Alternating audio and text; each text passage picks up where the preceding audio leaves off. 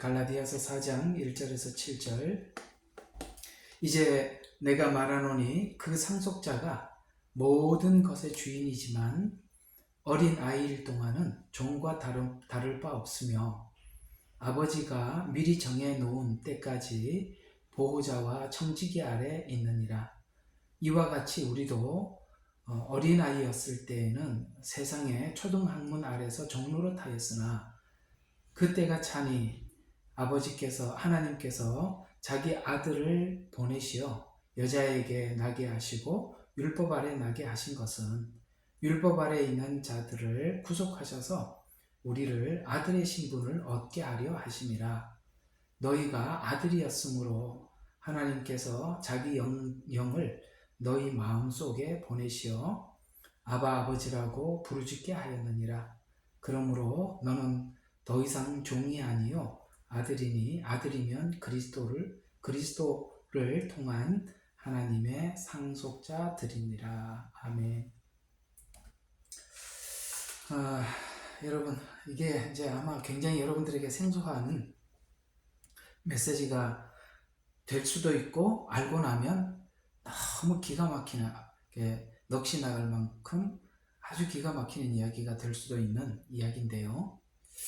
여러분, 그 아브라함 사건을 잘 생각을 해보셔요. 한번 생각해 봅시다. 하나님은 아브라함에게 약속하셨습니다.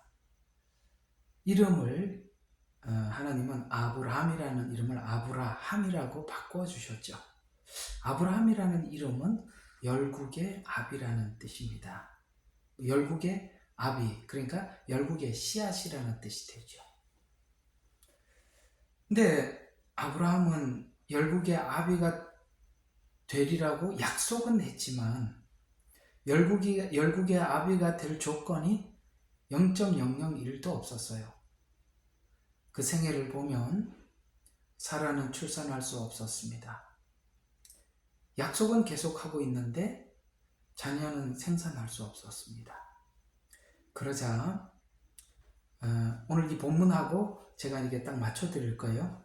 이 이야기는 우리가 다 알고 있는 거지만 한번 회상을 하면서 오늘 4장의 이야기가 무슨 말인지 한번 들어보면 굉장히 놀랄 이야기입니다. 왜 아브라함이라는 인물을 통해서 하나님은 모든 메시지를 아브라함의 생애를 통해서 자꾸 설명하려고 하시는가를 오늘 이 4장에서 등장하는 거거든요. 이 4장이 바로 상징적, 아브라함에게는 이런 상징적 의미가 있었다라는 것을 우리에게 알려주고 있는 거예요. 자, 아브라함은 절대 자녀를 낳을 수 없었습니다. 그래서 자기가 했던 방법이 뭐였습니까? 하갈을 취하여서 이스마엘을 낳죠. 근데 그 이스마엘은 종의 자식이라, 잘 기억하세요? 종의 자식이라 이렇게 얘기했습니다. 그 종의 자식이라고 하셨고, 하나님이 직접 준 아들 사라를 몸을 통해서 낳은 이삭이죠. 사라를 통해서 낳은 이삭입니다. 둘은 하나가 될 수가 없었고 공존할 수 없어서 이스마엘은 쫓겨가고 상속은 이삭이 받게 되죠. 자, 그 얘기를 제가 우리 다 아는 이야기지만 했습니다. 근데 이 본문하고 접목을 한번 시켜볼까요? 자, 4장 1절 한번 보시죠. 이제 내가 말하노니, 이제 내가 말한다. 그러면 이제 말한다는 것은 1장부터 3장이 있는 거죠. 그러니까 1장에서 3장을 들었느냐? 여기까지 소화했느냐? 그렇다면 이제 너희들이 다 알고 있는 아브라함 이야기를 통해서 율법과 복음이 어떤 차이가 있는지 들어봐라 라는, 그러니까 아브라함이라는 그 사람의 생애를 통해서 하나님은 뭔가 이제 그 굉장히 긴 시간, 한 2500년 이후에 예수님이 오시고 갈라디아서를 기록하면서 아브라함의 의미는, 이삭의 의미는 이런 것이었다라고 밝혀줌으로써 과거의 아브라함 생애가 훗날 율법과 은혜라는, 은혜의 믿음이잖아요. 우리는 은혜 하지만 은혜의 믿음을 믿는 거 아니겠어요? 그러니까 그 은혜의 믿음이 무엇이었는지 설명하기 위해서 아브라함의 생애가 있었단다. 그 안에 이삭이 있었고 라는 말을 보면서, 자, 우리 어디부터 보셔야 되느냐면 갈라디아서 3장 29절부터 한번 보시죠. 이렇게 이야기합니다. 너희가 그리스도의 것이면 너희는 뭐라고요? 근데 그리스도의 것이면 하고 느닷없이 들어가는 이름이 아브라함의 씨요 이렇게 들어갑니다. 신기하죠? 그러면 아브라함의 씨는 이삭이죠. 이삭 한 사람이에요.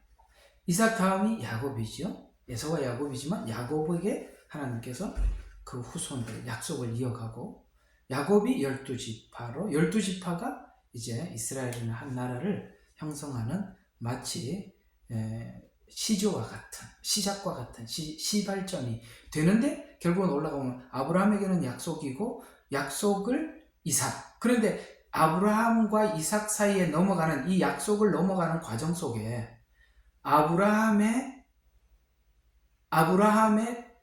후손이 아닌 그러니까 아브라함의 몸에서 나온 것이 아닌 뭡니까?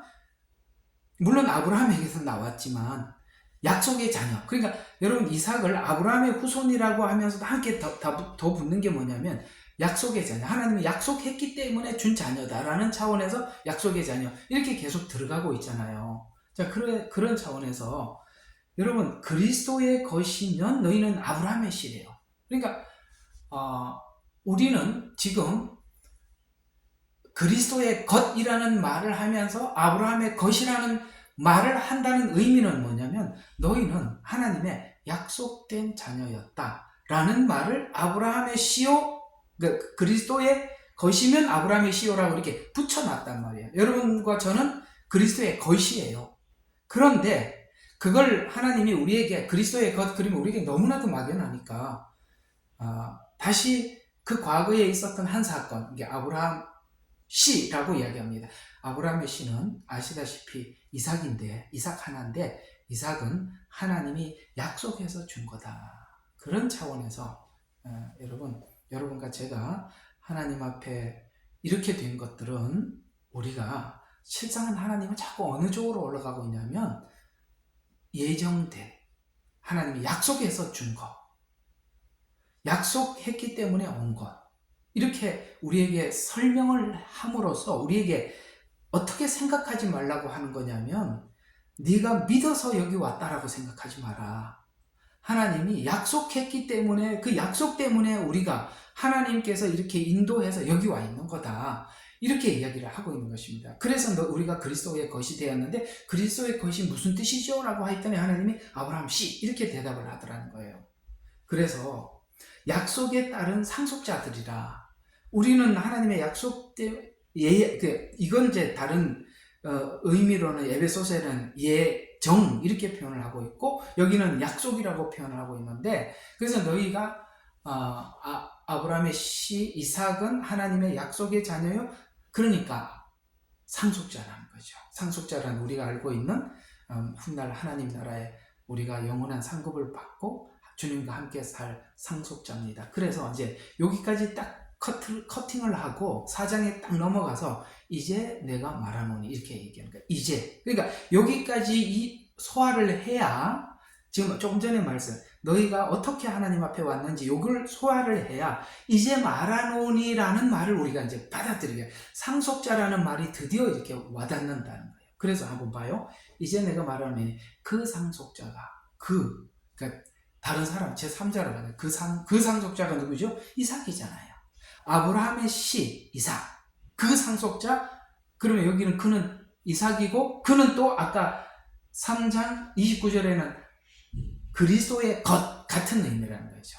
그래서 우리가 그리스도의 것이 된 것은 마치 아브라함에게 약속하셔서 주신 이삭과 같은 우리들이다.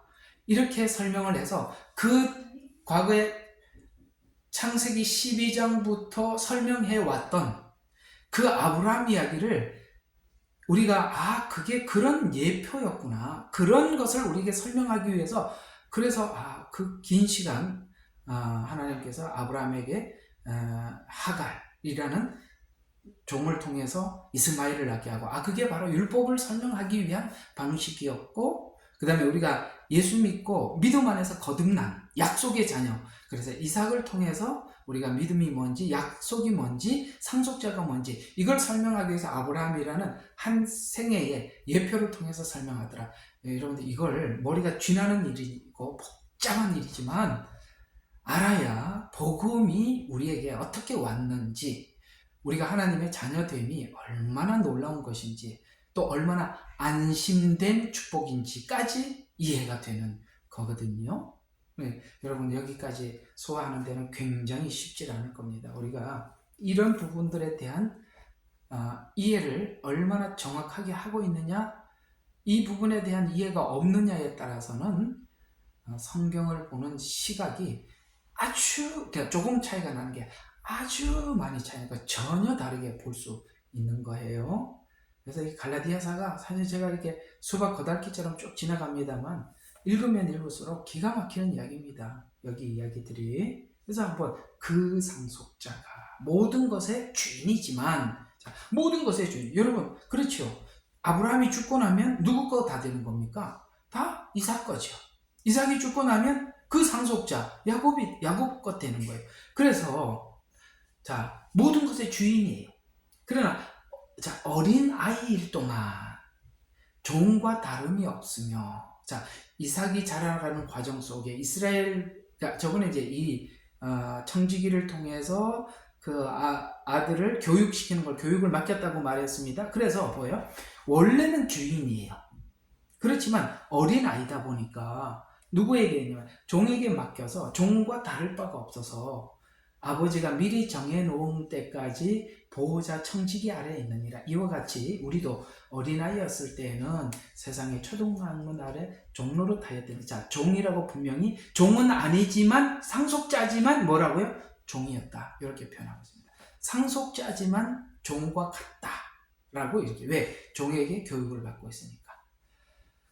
이건 이제 어떤 이야기냐, 이제 잘 들어봐요. 제가 저번 주에 잠깐 오늘 띄워고치 끝냈는데, 인식에 관한 이야기입니다. 인식. 그러면 이런 거죠. 저번 주에도 말씀드린 것처럼 애들이 어느 정도 자라고 나면 나는 누구인가 이 고민을 하게 되죠. 그래서 어릴 적에 고민하는 나는 누구인가는, 나는 어떻게 태어났을까? 분명히 내가 아버지라고 말을 하고 어머니라고 말은 하는데, 어머니는 나를 그러니까 어머니가 나를 낳았다는데 어떻게 낳았나? 이제 애들에게 애매한 질문을 해오잖아요. 엄마, 내가 어떻게 낳았어요? 제가 그럴 때는 항상 농담 섞인 어조로 다리 밑에서 주워왔단다, 이렇게 이야기를 많이 했거든요. 저는 그렇게 많이 들었어요. 항상 주변에 있는 사람들도 다 다리 밑에서 주워왔다고 그렇게 이야기를 합니다. 물론 이제 다 크면 어떻게 우리가 생겨나고 어떻게 출산을 하고 알지요. 그러나 우리가 뭔가 이렇게 지능이 생겨서 인식하기 전에는 내가 이 집의 아들이라는 것이 얼마나 위대한 것인지, 또 이 집에 있는 모든 것이 자기 거라는 거야. 상속자. 그러니까 아버지 거라고 생각을 하고 있지 내 거라는 생각을 못 하잖아요. 그게 바로 인식이 될 때부터 시작이 되는 거예요. 그러니까 육체적으로 인식이 될 때가 한 번 있어요. 우리 아이가 자면서 내가 어떻게 태어났어요? 라는 거 육체적 인식이에요. 두 번째 인식이 뭐냐면 정신적 인식입니다. 정신적으로. 내가 이 가정이란 어떤 가정인가? 내가 이 가정에 태어나서 아버지와 나라는 관계가, 아버지라는 뜻이 말의 뜻은 알겠는데 그 아버지라는 고백을 한다는 것이 내가 뭔가, 나하고 아버지 관계는 어떤 건가, 이게 정신적인 인식이잖아요. 그 얘기예요. 그러니까 종이었을 때는 어린아이와 다름이 없어서 인식을 못했다는 거죠. 그렇지만 인식을 못했다고 하더라도, 그러니까 인식을 못했던 그 시간은 상속자가 아니었다는 거죠. 상속자지만 뭐예요? 몰랐다. 우리가 인식을 못했기 때문에. 바로 이 지점입니다. 우리가 신앙이 자라고 성숙하는 그 과정들을 쭉 바라보면 그런 거예요.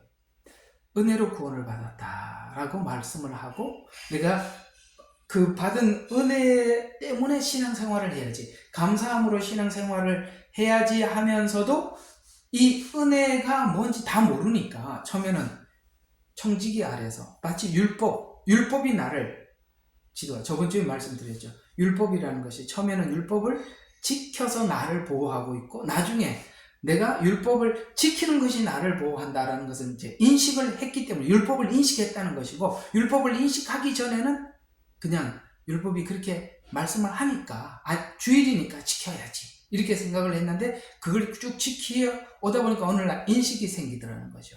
이게 내가 하나님 법이라서 지키는 게 아니라 이게 나를 지키는 방법이 길이구나. 이게 인식이에요. 요 차이라 이 말이에요. 그게 1절과 3절 이야기예요. 이해가 가시죠? 이 부분은 아브라함도 동일했어요. 아브라함도 하나님이 자식을 주겠다라고 했지만 그는 거기에 대한 이해를 긴 시간 할 수 없었습니다. 도저히 그걸 용납할 수, 왜냐하면 분명히 사라는 자녀를 낳을 수 없었거든요. 그래서 하갈을 취해서 이스마엘을 낳았던 것이거든요. 이삭이 자라는 과정도 똑같았을 것입니다. 야곱이 자라는 과정도 똑같아요. 처음에는 아무것도 몰랐어요. 그저 형에게 하나님께서 에서에게 한 약속을 자기가 그냥 잠시라도 속여서, 그냥 내가 아버지에게 이삭에게 하나님 주신, 아브라함 이삭에게 준 그것을 내가 안수받고 기도받고 약속을 전에 들으면 되는 줄 알았다는 거예요. 인식이 전혀 안 돼 있잖아요. 정말 인간이 생각하고 있는 아주 자연 발상적인 종교 의식이죠. 종교관이잖아요. 그냥 가서 뭐 빌면 되겠지. 가서 이렇게 안수 받으면 되겠지. 나한테 축복하면 그 축복이 나한테 내려오겠지. 정말 자연인이 이해하고 있는 종교관이에요. 그게 야곱이 가졌던 것입니다. 그러면 하나님께서 야복 가게에서 그걸 깨고 하나님이 그런 종교적인 신이 아니라 인격적인 신임을 야곱을 만나 주셔서 그는 거기서 인식이 바뀌어지게 됩니다. 그러니까 이런 과정들이 1절과 3절과 같은 과정들이 저에게도 있었고 아브라함에게도 있었고 이삭, 야곱 모두에게 있더라. 그래서 한번 들어봐요. 자, 이제 내가 말하면 그 상속자가 만일 그러니까 모든 것의 주인이지만 어린아이일 동안은 종과 다름이 없어서 아버지가 미리 정해놓은 때까지, 언제까지 정해놓은 때까지 어떤 시간이 있더라는 거죠. 그래서 하나님이 아브라함에게 약속을 바로 이루는 게 아니라 하나님께서 그 아브라함이 하나님이 주셨다, 하나님이 이삭을 주셨다라는 것을 인식할 때까지 실패하는 것도 내버려두고, 그렇죠? 실패하는 것도 내버려두고, 자기가 믿음 없이 행동했던 모든 것을 그냥 내버려둬. 그러다가 이게 이렇게 하는 게 아니구나 라는 것을 알 때까지 내버려 두었다가 하나님께서 제가 할 수 있는 것은 다 해봤어요. 저는 더 이상 아무것도 할 수 없어요 라고 했을 때 하나님께서 이삭을 주시죠. 그 기간이, 그게 바로 오늘 이게 정해놓은 때까지 보호자와 청지기 아래 있느니라. 이와 같이 우리도 어린아이였을 때는 세상의 초등학문 아래서 종노릇하였으니 아브라함이요 약속을 받았고 이삭을 하나님께서 주시기 전까지 하나님은 아브라함에게 한 약속이 무효화됐느냐? 아브라함 믿음이 없다고 하나님이 그 언약을 취소시켰느냐? 아니에요. 그 언약은 그대로 있었어요. 그러나 아브라함은 그걸 인식하기까지 계속 실패했어요. 그게 1절과 3절, 그 때가 되기까지. 여러분, 이런 거예요. 왜 이게 때가 하나님께서 정해놓은 때까지 가야 합니까? 그게 바로 인식을 해야 하기 때문에 그렇습니다. 인식을 하려면 그 상대방이 충분히 인식할 때까지 하나님께서는 그 시간을 허락해야만 하고, 우리가 인식을 해야만이 하나님이 이렇게 우리를 구속하셨구나, 은혜로 구원을 받았구나 라는 것을 인식하는 것입니다. 그 기간까지는 반드시 이 시간이 필요하더라는 거예요. 여러분, 우리 신앙의 여정들이나 과정들을 가만히 뒤돌아 생각해 보세요. 이런 시간들이 꼭 필요하죠. 시편에서도 제가 여러분들에게 많이 설교하고 있으니까 1절과 3절은 여러분들이 그런 거 하고 그런 내용들을 하고 접목해서 이해를 하면 되겠습니다. 4절을 한번 보시죠. 그래서 정해놓은 때까지 하다가 4절이니까 그 때가 차니라고 4절에서 이제 하나님이 정해놓은 시간이 찼다. 그래서 하나님께서 자기 아들을 보내시어, 이게 마치 아브라함이 이삭을 출생케 했던, 그 때가 되니까 하나님께서 아브라함에게 찾아와서 내년 이맘때 네가 자식이 있으리라 이렇게 얘기했더니 사례가 아이고 하고 장막 뒤에서 피식 웃었잖아요. 그래서 너 웃었니? 그래, 앞으로 네가 웃었으니까 이삭이라고 그래. 이삭이라는 이름이 원래 웃음이니까요. 그 왜 웃음일까요? 장막 뒤에서 비웃었던 웃음이 하나님의 웃음으로 바뀌는 그 과정을 이야기하는, 그래서 이삭 웃음 이런 뜻입니다.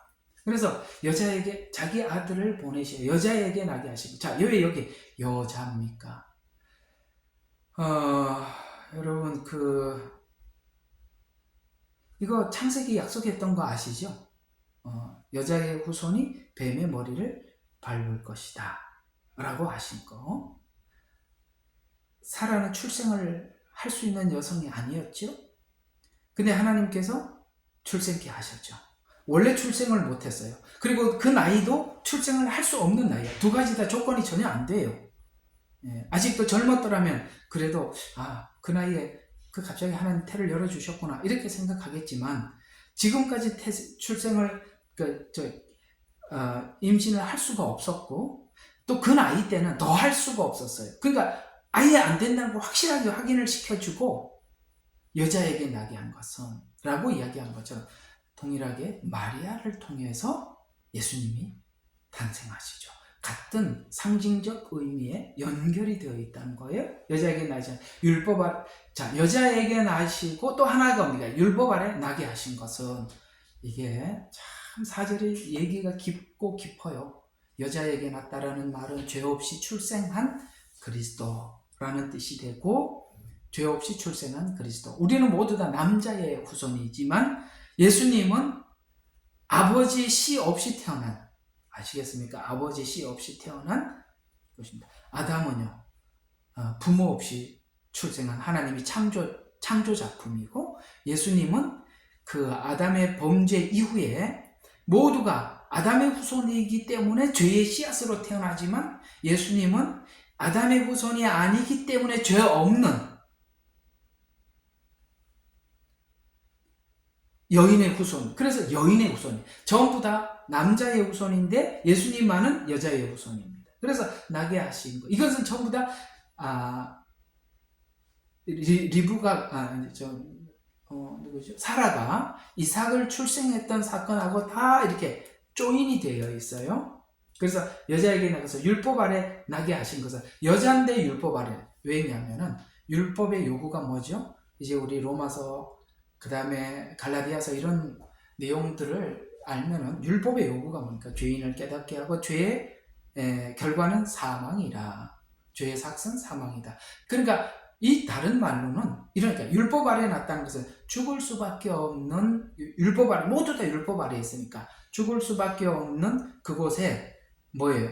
생명, 죄 없으신 분이 죄를 지적하고 죄와 사망 안에 들어왔다는 것입니다. 그러면 예수님과 우리의 차이는 딱 무슨 차이냐? 예수님은 죄 없는 분으로 이 땅에 오셔서 레위기나 어떤 사람이 상대방에게 뭐 갚아야 될 어떤 그런 것이 있을 때 세 가지 방법이 있다고 그랬죠. 첫 번째는 뭐예요? 자기가 직접 갚는 방법. 우리는 우리 죄 문제를 우리 스스로 해결할 수 없어요. 이 방법은 불가능해요. 율법을 통해서 우리가 불가능이라고 X표를 쳤고, 두 번째 방법이 있어요. 주인이 그냥 이유 없이 탕감해줘 버리는 거예요. 근데 만약에 하나님께서 우리가 죄 지은 우리들의 죄의 삭은 사망이라고 말을 했는데도 하나님께서 그냥 너희들의 죄를 탕감해줄게 라고 하면, 하나님은 사랑의 하나님이고 은혜의 하나님은 될 수 있어도 공의의 하나님은 될 수 없어요. 왜? 우리가 죄를 지었는데 하나님이 아무 그 죄를 용서하는 어떤 절차도 없이 용서한다라고 하면 우리는 하나님에 대해, 공의에 대해서 의심이 생기죠. 하나님 정말 공의롭지 않다. 죄의 삭은 사망이라고 했는데, 그러면 그 말은 그냥 번복하는 건가? 우리는 믿음에 금이 가게 되죠. 이 방법도 하나님이 사용하지 않았습니다. 그러면 누군가가, 세 번째 방법이 누군가가 대신 갚아주는 거예요. 이게 대속이에요. 그래서 예수님이 오셨다는 것, 여자에게 났다는 것은 죄 없이 없는 분이라는 뜻이 되는 거고, 율법 아래 났다라는 것은 사망 안에 들어왔다는 거예요. 그러면 우리는 처음부터 다 율법 아래에서 죄의 삭은 사망이라는 우리가 딱지가 다 붙어 있는데, 우리는 누구도 대속할 수도 없고 자기가 자기를 대속할 수도 없고 아무것도 알 수 없는 게, 우리는 그냥 다 죽어서 그냥 그 사망과 하나님 심판과 영원한 형벌 아래 그냥 갇혀 있는데, 유일한 구세주가 오셔서요, 여인의 후손으로, 아담이 아닌, 죄의 씨앗이 아닌 그분만이 뭐가 가능하지요? 우리를 위해서 대신 해줄 수 있는 분이다 라는 뜻을, 여자에게 낳다, 율법 아래 나게 하신 것은, 왜 나게 하셨다고요? 5절, 율법 아래 있는 자들을 구속하셔서, 우리죠. 우리는 율법 아래 있는 사람들이, 우리로 뭐를 하려고요? 격상을 시키려고. 아까는 종 아래 있어요. 율법 아래 있으니까 전부 다 지시대로 살았고 강압에 의해서 하나님을 섬겼어요. 그런데 우리가 예수님이 율법 아래 들어와가지고, 율법 아래 들어온 이유는 우리를 율법 아래 있는 우리를 구속해갖고 신분을 바꿔놓으려고. 어떤 신분을? 종이라는 신분에서 아들이라는 신분으로 탁 바꿔놓으려고 예수님은 율법 안으로 들어왔다, 이렇게 이야기합니다. 그렇죠. 됐죠. 예수님이 십자가에 죽으셔서 우리가 하나님의 아들이라는 신분을 얻었어요. 신분을 얻었는데, 하나님의 영이 오지 않으면 내가 지난날 죄의 신분에, 그러니까 죄의 신분, 사망의 신분에 있다가 하나님의 아들의 신분으로 바뀌었다라는 것을 알려주는 일은 오직 누구만이 하느냐? 예수님은 구원을 완성을 했는데, 누가 하나님의 영이 아니면 그를 알 수가 없대. 그래서 6절이 그 말이에요.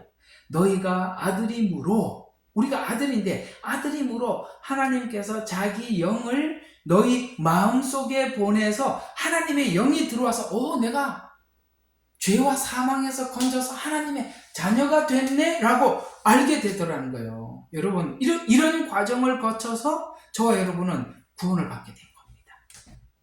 아시겠죠? 이게요, 아브라함 이야기가 갈라디아서에서 이렇게 설명이 될 줄 몰랐죠. 로마서에서도 믿음으로 구원을 받는 과정을 아브라함의 생애를 동원해서 설명을 했고, 여기는 아브라함이 이삭을 출생케 하고 그 출생케 했던 그 예표들을 머릿속에 막 그려보면, 이 4장 말이 막 와닿는 거예요. 내년 이맘때 자녀가 있게 하리라. 내가 내 자녀를 주리라. 있을 수가 없는 일이었는데 사라는 정말 이삭을 잉태해 버리고 말았습니다.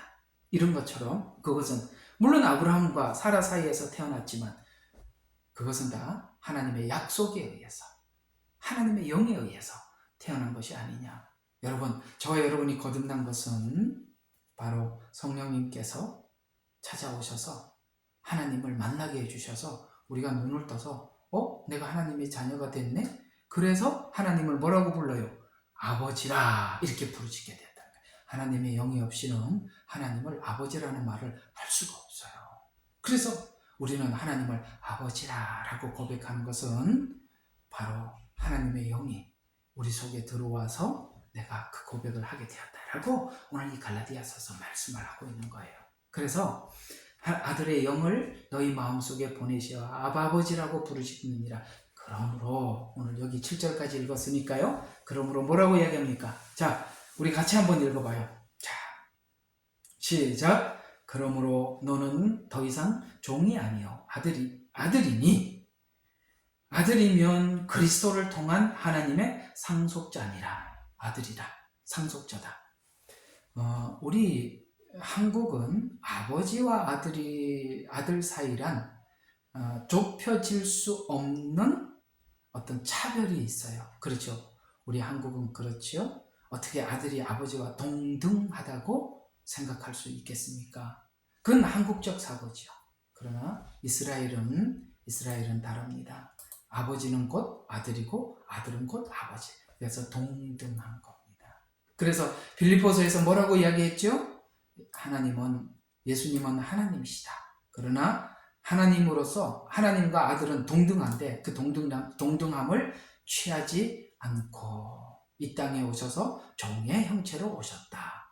십자가에 죽기까지 복종했다. 이렇게 예수님의 이 땅에 오심을 빌립보서에서 우리에게 소개해 주고 있는 것입니다. 그러므로 여러분 이제 어떤 과정을 밟아서 오셨는지 아시겠습니까? 종, 구약, 율법 아래에 있었을 때 하나님 그 종이었습니다. 그러나 신분 자체는 뭐였다고요? 그때도 아들이었어요. 때가 차니까 예수님을 보내주시고 때가 차니까 우리 속에 내가 하나님을 만나게 되고 그 하나님의 때 그때까지가 필요했던 그러니까 그 오기 전까지 하나님은 우리는 세상에 전혀 상관없는 사람으로 둔 것 같았는데 하나님은 하나님의 사람들을 이미 그때부터 이렇게 우리를 쭉 끌고 왔다고 오늘 여기 갈라디아서 4장에서는 말씀하고 있고 때가 차니까 하나님께서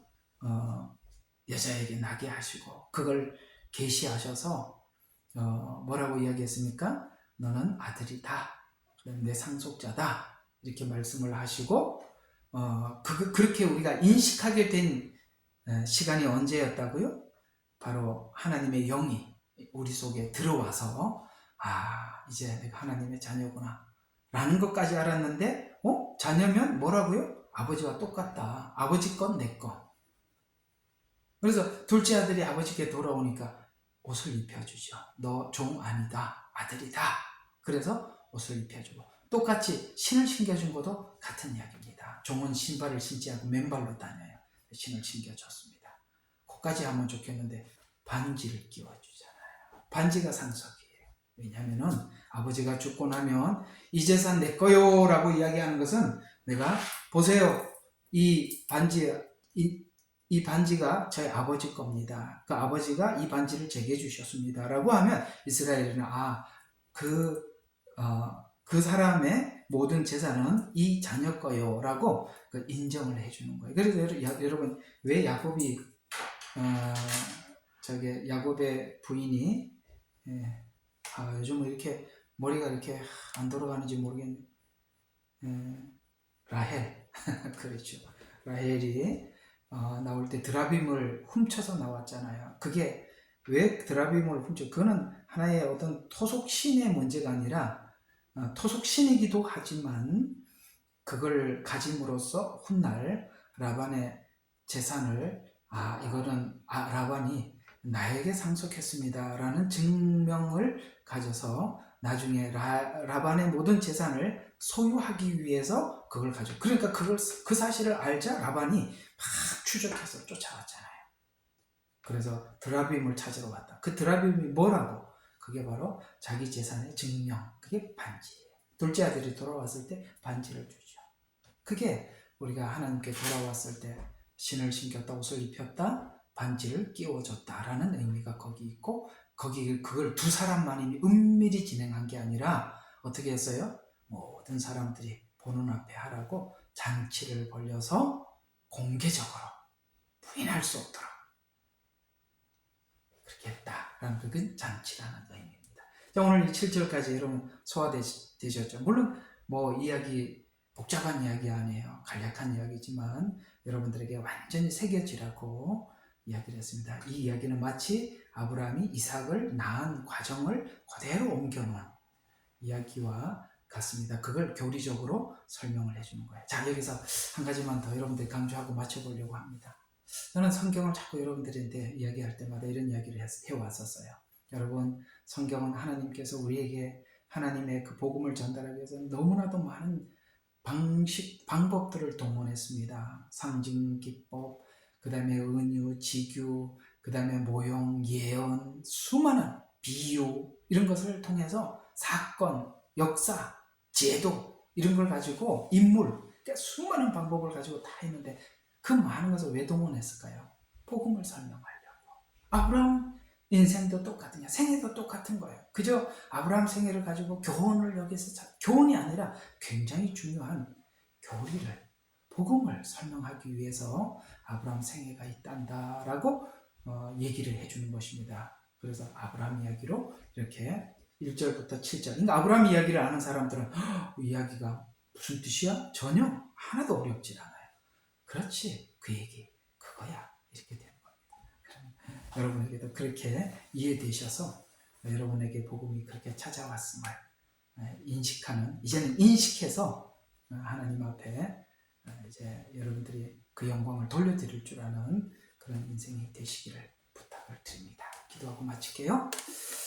좋으신 아버지 하나님, 오늘은 아브라함의 생애를 생각해 보면서 우리가 주님 앞에 왔던 과정이 마치 아브라함이 왔던 그 과정과 참 똑같다는 게 너무나도 놀랍고, 또 하나님은 얼마나 우리에게 복음을 전달하기 위해서 여러 가지 수단을 동원해서 이렇게 복음을 설명해 왔다는 것에 대해서 다시 한번 하나님께 감사와 영광을 올려드립니다.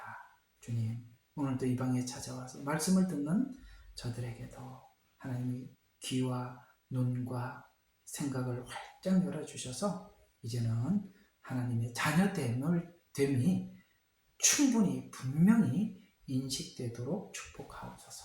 예수님 이름으로 기도합니다. 아멘.